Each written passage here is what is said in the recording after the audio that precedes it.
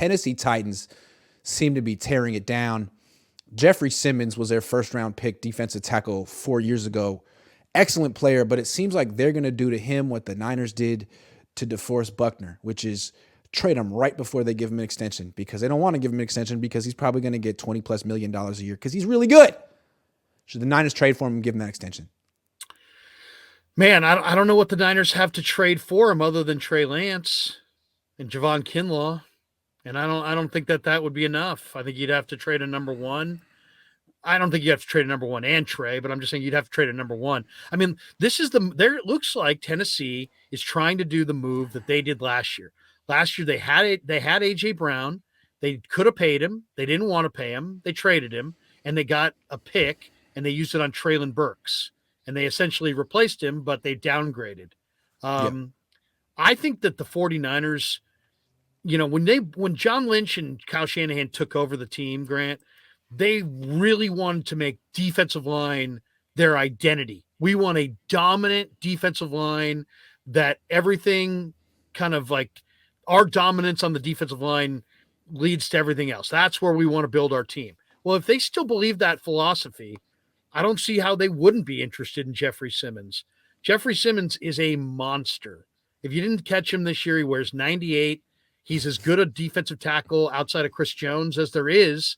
And, he commands a double team. And as Armstead gets older, he's not quite the same player. You don't have a tag team guy inside with him. You got a bunch of edge guys in this draft, but it's really hard. It's going to be really hard to find a D tackle. I absolutely would be calling Rand Carthon and saying, Rand, what are we talking about here? What's the trade? What's the deal?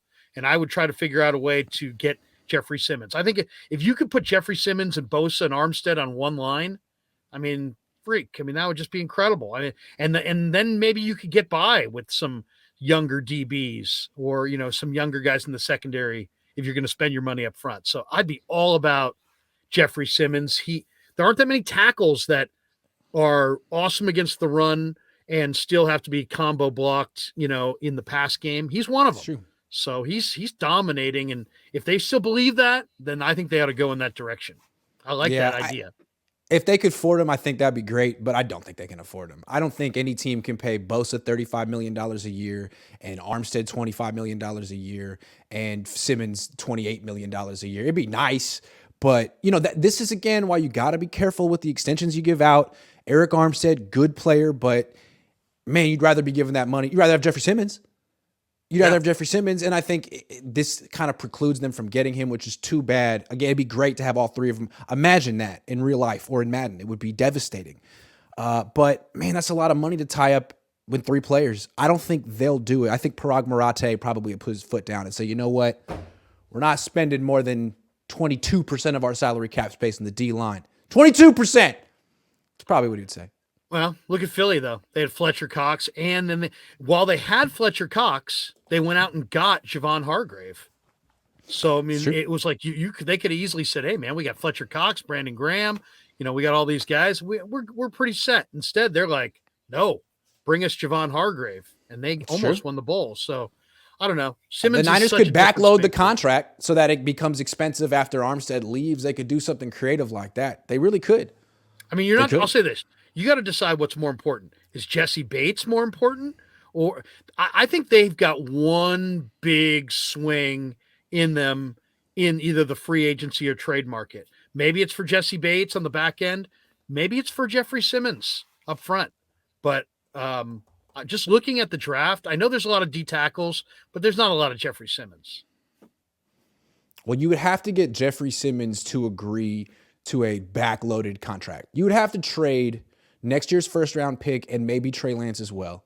You'd have to get him to agree to a backloaded contract, and which would mean probably like a 5 or 6 year deal. Buckner didn't want that. Buckner wanted a front-loaded contract. I think that was part of the problem with him and the 49ers. I can see it. It makes sense. Imagine him and Bosa. Forget Armstead. Imagine Simmons and Bosa on the same D-line. That'd be as good a 1-2 as any defense in the league, really. What would you do it if Rand came to you and said, I'll give you Simmons for next year's one, Trey, and Kinlaw? Making that deal? I mean, No, you're probably gonna have to no, do something with Kinlaw if you made this deal. no. It's a good question. I would rather actually I would rather invest and focus this offseason on offensive line. That's where I'm coming from. But if you're gonna go D line, this is the guy to go. I think it's very, very clever. But I wouldn't do it. No, I would go splurge on a right tackle. I feel like you gotta get upgrades at right tackle and center. But what I want to ask you is, if you don't Yeah. go the Jeffery Simmons route, were there any defensive tackles that piqued your interest in the combine? You know, someone that might be able to start next to Armstead if Javon Kinlaw can't do it. Yeah, I mean there was a few. Zach Pickens is one of my favorites from South Carolina. He's probably going to be there in the third round.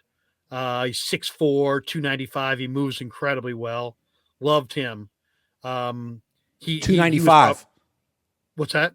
295. Do we need someone who's 320 to replace DJ Jones, or can they get by with two? I mean, Javon Kinlaw's 295, right? Yeah, I mean he's more of a pass rusher inside. I mean Okay. Got it. Siaki Ika from Baylor is 335. Okay. Mozzie Smith is the guy that I think they're probably staring at from Michigan. He's 6'3", 325. He did There you go. 22 reps of 325, not 225, 325. So he's Who benches crazy 325? strong. They was just like put more on. No, This yeah, is I mean, like, like on campus, Mozzie Smith did oh, 23 reps of okay. 325. Wow. But I can do that. there's yeah, seriously. Kalijah Cansey is unbelievable, but he's more of a rusher. Jalen Redmond, I thought, had a great workout from Oklahoma. He's really interesting. They met with Dante Stills from West Virginia, but he's about 285. I like the Notre Dame. There's two guys I really love. Jason Adamialola from Notre Dame, but he's 6'3", 285. He's much more like a Kevin Givens. And then the other guy I really love as well is Dawan Johnson from Toledo. He played with Sammy Womack last year. He's also 6'3", 280 in that range, but they're interior pass rushers. So, you might want to go for like, if by chance you like those guys in the draft, maybe you sign a guy like Colin Saunders from the Chiefs, somebody like that, or maybe you re-sign Ridgeway and then you go for a couple of these interior rushers.